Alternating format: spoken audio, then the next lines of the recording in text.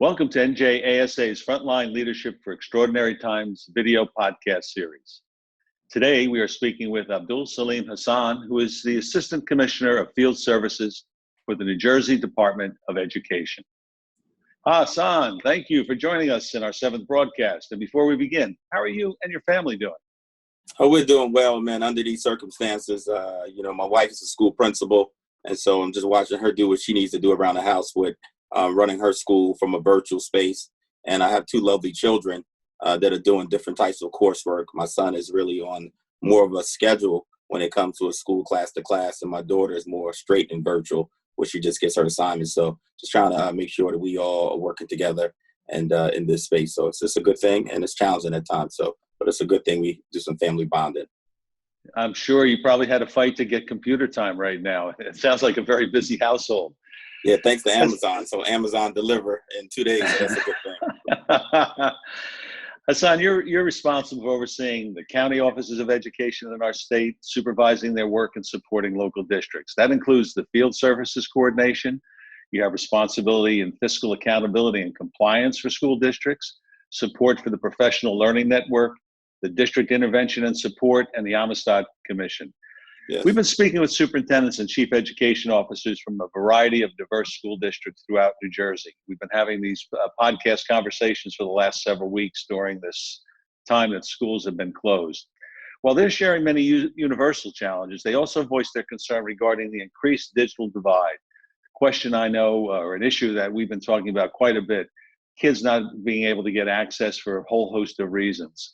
What's your understanding of the situation, and what do you think can be done to help those families that are having problems really connecting with the school by using the conferencing opportunities and internet? That's really a great question, and I really want to give my hats off to the superintendents around the state of New Jersey. They've been truly resilient and working with the partners, the communities, the students, and I know through all the stuff that we have been through, we went from a workspace where kids would traditionally just going to school every day to overnight having to be home. So it was going to be some transition with that process. And I just think that the superintendents around the state of New Jersey and the parents in the community has just been very supportive. Even some of the community stakeholders by providing resources to schools to make sure that students will have the devices that's needed. In other states, they really had a system where they could not sustain the operation that we have here. And as you see, as the weeks went forward, we have even gotten better at it. One of the things we did notice is that we did understand that the pandemic didn't really let us know that it was a digital divide in our state. We were apparent of what was going on in our state, and we always worked on that ever since the park, when park first came in, and everybody started to say we have to take a test online, and all school districts was trying to increase their capabilities when it came to just the assessment piece. So that was the start of it, really, of the conversation. But prior to that, the tech was just really a lab that students would go to for a class. It depends on what that use would look like.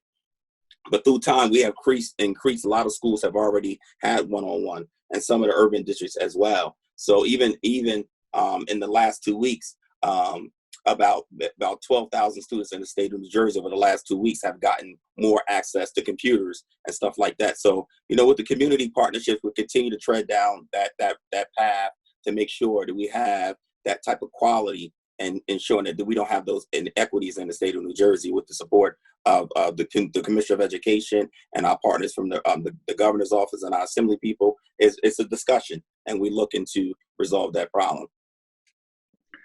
Thanks, Hasan. I want to share with our listeners and viewers today that before joining the Department of Education, you had an incredible background, in my view. You worked in both East Orange and Woodbridge as an educator, a vice principal, but also in law enforcement as a detective.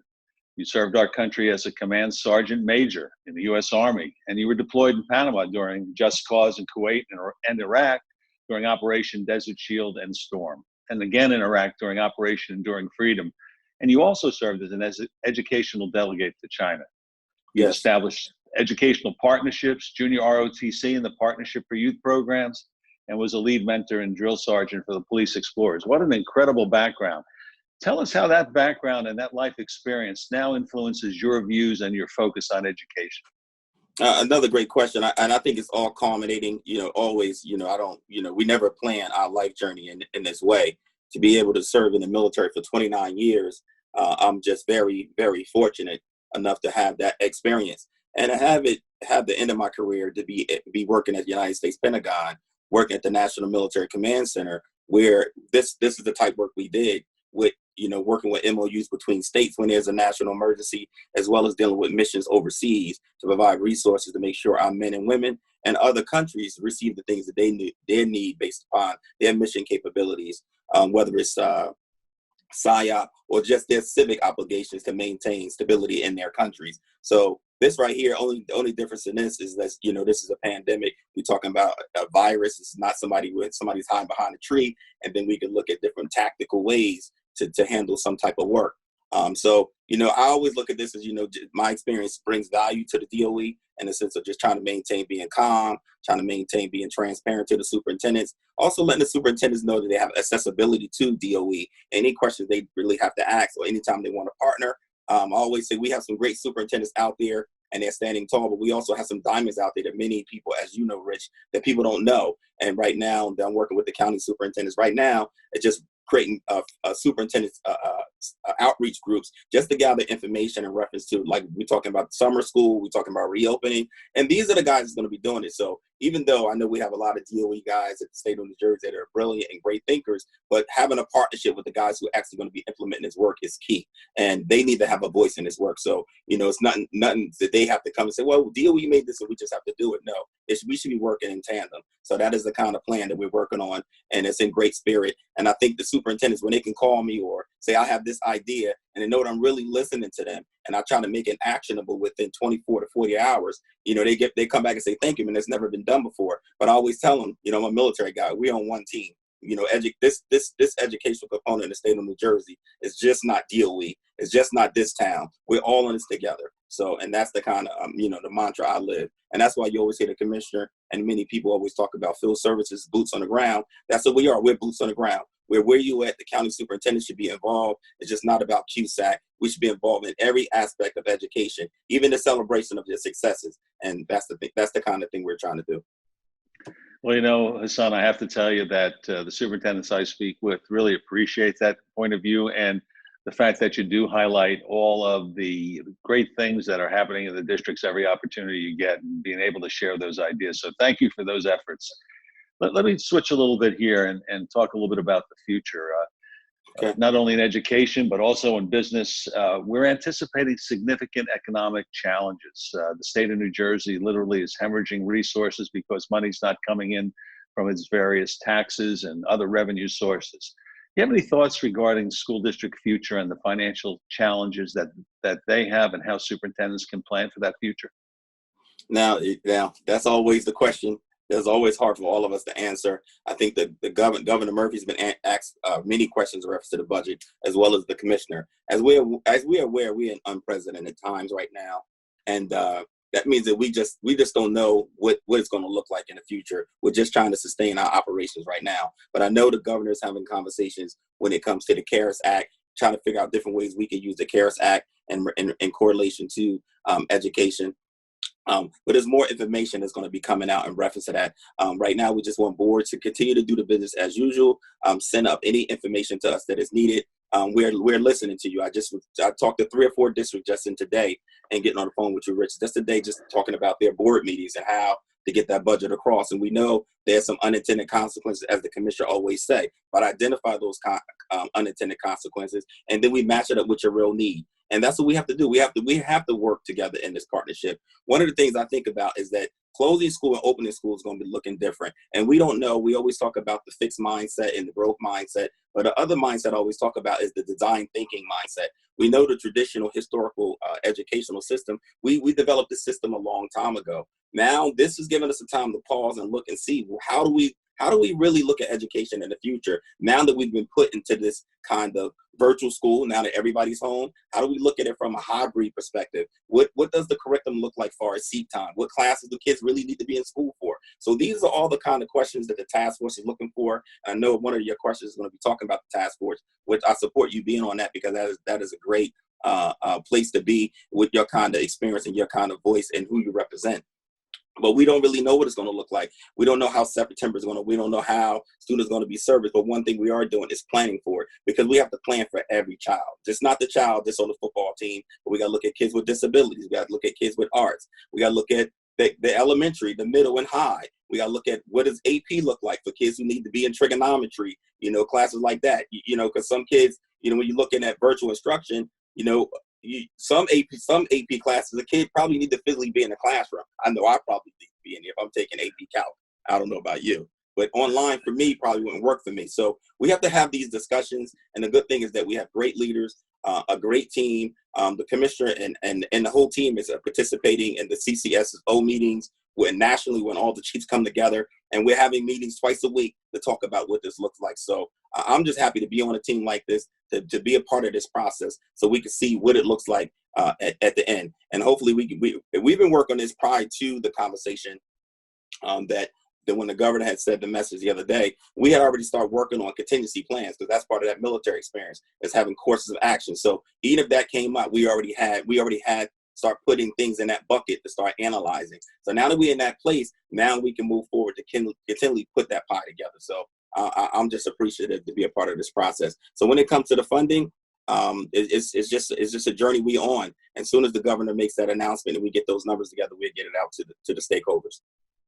Sure. As you appreciate, in these times of uncertainty, everybody's looking to say, well, gee, what concrete information can I count on? I need to plan.